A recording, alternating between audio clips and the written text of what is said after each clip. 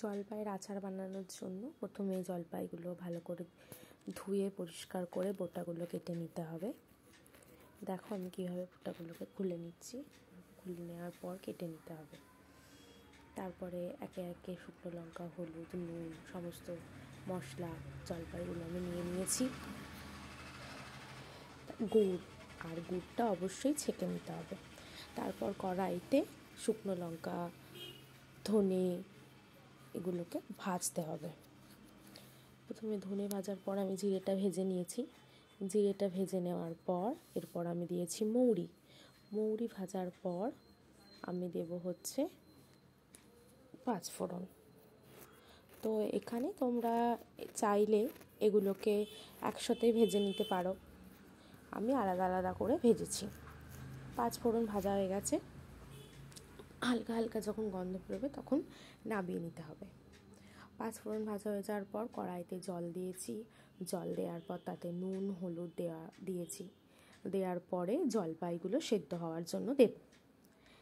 জলপাইগুলো সেদ্ধ হয়ে যাওয়ার পর জল ঝরিয়ে একটা ঝুড়িতে জল ঝরাতে হবে। জল ঝরানোর পর আমার কাছে যেহেতু ম্যাশার নেই, তাই জন্য আমি গ্লাস দিয়েই এগুলোকে একটু করে ভেঙে নিয়েছি।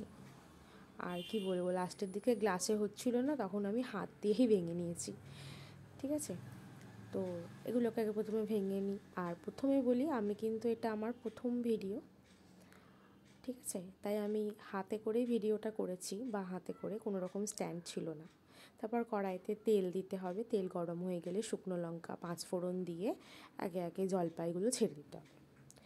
জলপাইগুলো ছেড়ে দেওয়ার পর ভাজা ভাজা হয়ে গেলে একটু বিট নুন আর কালার হওয়ার জন্য আমি দিয়েছি রেড চিলি কাশ্মীরি পাউডার। ওটা দেওয়ার পর এটাকে ভাজতে হবে।